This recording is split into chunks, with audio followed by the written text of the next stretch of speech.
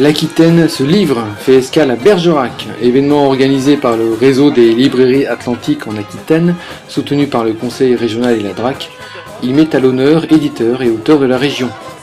L'inauguration de cette manifestation s'est déroulée à la Colline aux Livres, au marché couvert, où les Bergeracois ont pu échanger de façon conviviale et assister au concert d'Oncle Strangle en partenariat avec Éclat Aquitaine et la FEPIA. Merci à tout le monde d'être là. Donc on est là pour le lancement de l'Aquitaine se livre. Et comme je suis très mal installée, je vais tout de suite laisser la parole à Jean-Marie Martin qui va faire de l'escalade comme moi. Donc le président des librairies atlantiques, l'association des librairies indépendantes d'Aquitaine. Merci, le concert ce sera dans une grosse demi-heure.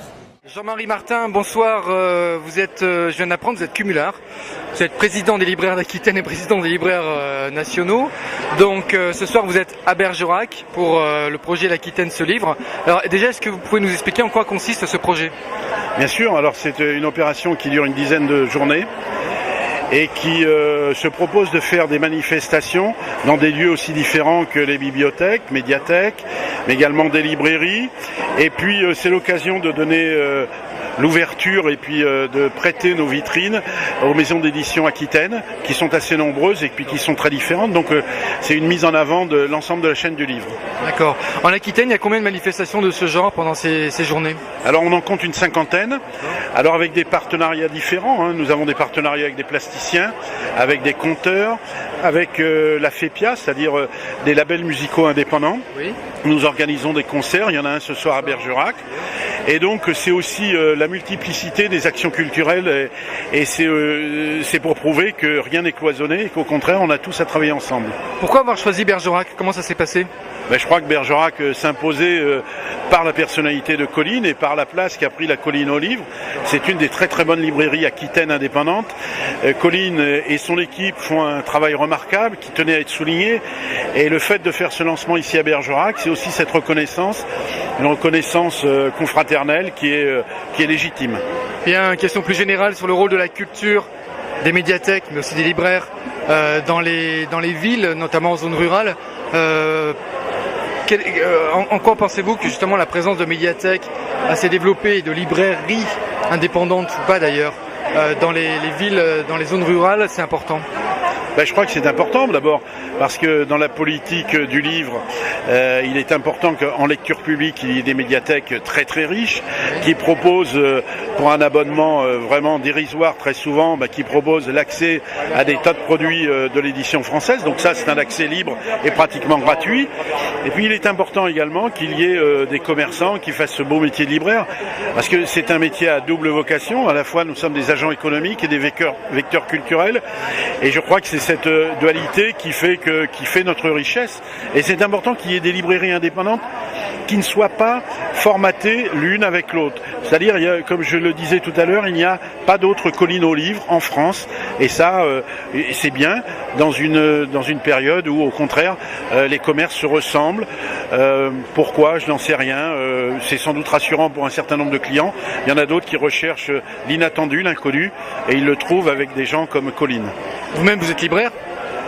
Oui, je suis libraire à Libourne et je dirais d'une manière un petit peu coquine que si j'ai remonté le cours de la Dordogne pour venir jusqu'à Bergerac, c'est sans doute l'appel, c'était l'âme de la vallée qui m'a appelé, comme disait Christian Signol. Non, moi je crois que partout en Aquitaine, il y a de bons libraires qui font un véritable travail permanent, d'entretien, d'assortiment, de qualité. Et je crois qu'il faut reconnaître ce travail parce que c'est un métier difficile. Songez qu'aujourd'hui, il sort en France chaque jour 190 nouveaux titres, ce qui fait 70 000 titres par an. Il y a 30 ans, quand j'ai commencé dans ce métier, il y avait 7 000 titres nouveaux par an. C'est-à-dire qu'on a multiplié par 10. Alors il y a un article récent dans Le Monde qui évoquait le fait qu'il y a, alors je ne sais plus les chiffres exacts, je crois que c'est 200 par an, librairies qui se ferment et autant qui s'ouvrent. Est-ce que vous êtes, vous, optimiste ou quel regard vous avez par rapport à cette évolution? Est-ce qu'il y a des choses récentes ou est-ce que c'est quelque chose qui existe depuis très longtemps? Oui, ça c'est vrai, ce que vous dites, le solde de créditeurs, débiteurs, comme ça, oui. Il y a des librairies qui sont en fin de course, en fin d'activité. Il y en a d'autres qui surcréent. Alors c'est majoritairement, elles surcréent ces librairies dans des grosses entités urbaines. À Paris, on peut dire que la moitié des librairies qui se créent, c'est pratiquement sur l'Île-de-France. Parce qu'il y a aussi un tissu de population qui le permet. Pour le reste, il y a des remplacements. Et puis, c'est un métier qui reste très attractif et qui a encore une formidable cote auprès des jeunes. C'est un métier qui fait rêver, forte symbolique, donc ça attire des gens, même si on sait qu'économiquement, on ne sera pas très bien payé et que ça sera difficile, mais c'est un métier qui plaît.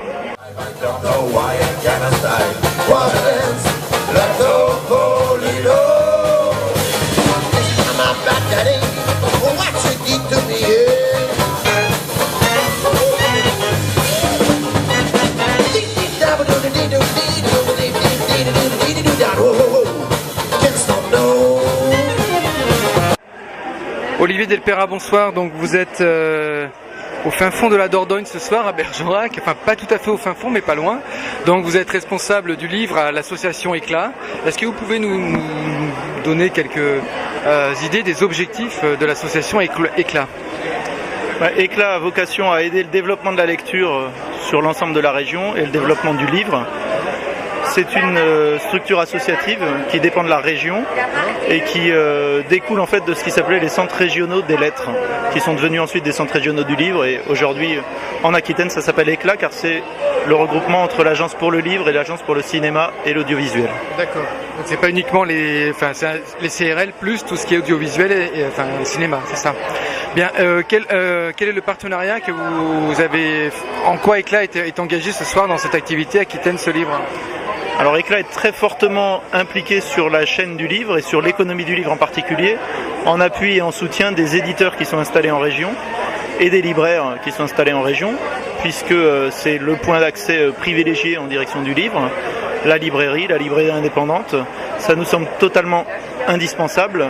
Donc on essaye d'être en renfort sur toutes les opérations d'animation structurées qui peuvent avoir lieu sur la région. L'Aquitaine ce livre en fait partie et est l'une des principales grâce au travail des libraires atlantiques avec lesquels on est en coopération de façon très étroite. Bien, il y a quelques mois, il y a une pétition qui a remporté un franc succès concernant le prix unique du livre. C'était une des inquiétudes des libraires indépendants. Vous, donc, ou l'association, quels sont vos espoirs aujourd'hui avec la nouvelle majorité par rapport à la décision qui avait été prise sur le prix unique du livre? Le nouveau gouvernement donc, a d'ores et déjà indiqué qu'il souhaitait revenir sur une TVA à taux réduit à 5,5%, ce qui nous semble une bonne chose car ça permet de recréer de la marge de manœuvre pour les libraires et un peu d'oxygène pour un commerce qui est quand même assez difficile du point de vue économique. Et ce qu'on défend nous, c'est évidemment la question de la valeur économique du livre, l'accès marchand au livre grâce à la librairie, de la valeur symbolique du livre sur toutes ses dimensions. Ce produit qui est une œuvre qui renvoie à des questions de profondeur, de densité, de durée, de temps, d'imaginaire, d'évasion, ce qui nous semble absolument indispensable dans la construction des consciences et des cultures. Et par rapport aux enjeux, des questions très globales encore là, des enjeux sur le numérique, le livre numérique.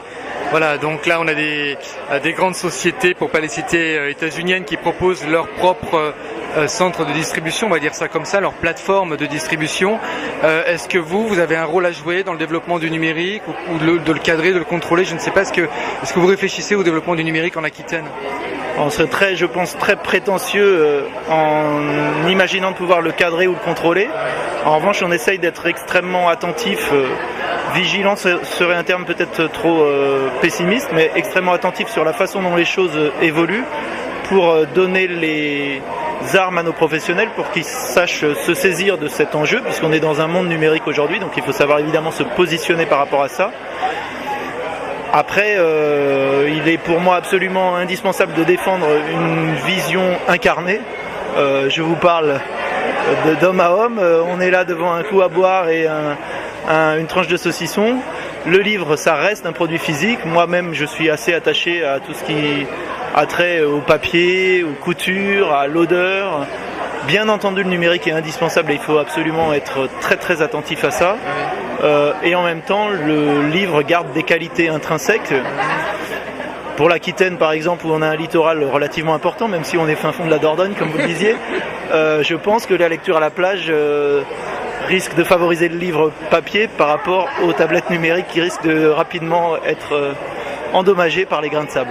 D'accord, sans compter qu'on n'a pas forcément de connexion Wi-Fi, qu'on est à la plage. Est-ce que vous avez des rencontres, enfin j'imagine que oui, mais est-ce que vous rencontrez par exemple, je sais pas moi, le CRL de Bourgogne, ou d'autres CRL d'autres régions? Première question. Et suite de cette question, est-ce qu'il y a, vous vous rendez compte qu'il y a une spécificité de la région Aquitaine, ou au contraire qu'il y a les mêmes enjeux un peu partout? On se rencontre entre CRL, il y a une fédération nationale et celui de Bourgogne singulièrement a quelques attaches près de Bergerac, donc c'est plutôt sympathique d'ailleurs. Ensuite, l'Aquitaine a la chance d'avoir une politique en direction du livre qui est construite de très longue date et assez forte, avec un partenariat État-région important, notamment autour des enjeux de la librairie, ce qui fait qu'on est plutôt envié et regardé par les autres régions, et ce qui nous oblige à une certaine forme d'exemplarité. Et donc on s'efforce d'être autant que possible des modèles pour les autres et de les aider à grandir et à développer leur politique en direction du livre et de la lecture. Et puis évidemment on se nourrit des expérimentations qui peuvent avoir lieu dans d'autres régions. Justement, en liaison avec les jeunes publics, je crois qu'il y a que, si je dis pas de bêtises, 3 régions qui programment un prix lycéen du livre. C'est pas le cas en Aquitaine, je crois. Est-ce que c'est quelque chose que vous regrettez, que vous voulez mettre en place, ou quelles sont les raisons? On y a travaillé, on a émis des propositions ou des ébauches, des hypothèses sur cette question-là. Moi, je cours pas après les prix. Il y a énormément de prix déjà, donc je ne sais pas si un prix régional est quelque chose d'absolument indispensable ou nécessaire. En revanche, je milite vraiment fortement pour l'accès à la lecture, le développement de la lecture et la compréhension par les jeunes de l'importance et du rôle de la librairie, et donc d'un accès marchand, à côté évidemment de l'accès non marchand et citoyen que permet la bibliothèque et les médiathèques. Je pense que l'un ne peut pas aller sans l'autre. Donc c'est pas tant sur un prix des lycéens qu'on se mobilise que effectivement sur un travail d'éducation artistique et de sensibilisation au livre auprès des jeunes publics.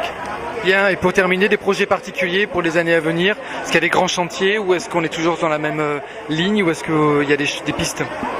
Alors moi, mon projet régulier, c'est de revenir souvent à Bergerac ou ailleurs en Dordogne, mais à Bergerac singulièrement, où il y a une librairie absolument modèle avec la colline aux livres. Donc ça fait plaisir, c'est quand même notre exemple qu'on promène dans la région et hors région, d'une libraire dynamique et énergique et qui réussit. Ceci mis à part, on a un projet important qui s'appelle l'Aquitaine vue par les écrivains, qui va démarrer, qui est un projet de géolocalisation d'extraits littéraires. Donc lorsque vous serez, c'est numérique du coup, lorsque vous serez à un endroit particulier, vous pourrez lire des extraits littéraires ou en entendre, qui renvoient donc à des ouvrages édités et ensuite à des bibliothèques, des librairies dans lesquelles on peut les trouver physiquement. C'est ce qu'avait initié le Limousin, je crois, ou... Voilà, Absolument, ça découle d'une expérience qui a été faite en Limousin, le Limousin vu par les artistes. Nous, on va se cantonner d'abord aux écrivains, donc l'Aquitaine vue par les écrivains, en essayant vraiment de marier à la fois une dimension patrimoniale, donc Montaigne, Montesquieu, Mauriac, mais aussi de donner à entendre, à lire de la création contemporaine, de la fiction contemporaine, sur des sites actuels. Ça va être un sacré travail de production, parce qu'il faudra choisir les extraits, j'imagine. Donc concrètement, je vais avec mon smartphone sur un endroit, à la Tour de Montaigne par exemple, et j'aurai une application et j'écoute. Il y aura quoi, des extraits de texte? Des extraits, des lectures. Effectivement, on en est tout à fait aux prémices. Ce qui est extrêmement intéressant dans ce projet, c'est de voir comment on va gérer la collecte et comment on va pouvoir travailler cet enjeu de la collecte avec des professionnels. On pense évidemment aux bibliothécaires, possiblement aux libraires aussi s'ils arrivent à se dégager du temps pour ça, à des éditeurs et des auteurs qui y seront intéressés, et peut-être à travers les bibliothèques à élargir aussi un public plus large de lecteurs, de gros lecteurs, qui pourraient nous faire remonter des extraits, et ensuite toute la question de savoir comment on les administre, si je puis dire, ou comment on les qualifie. D'accord. Ben, merci beaucoup pour avoir un peu clarifié les objectifs pour nous bergeracois qui souffront peut-être d'avoir une médiathèque qui n'est pas forcément à la hauteur des besoins du public. Merci beaucoup, et puis on espère que les retombées d'éclat se feront sur le territoire de la vallée de la Dordogne. C'est moi qui vous remercie de votre interview.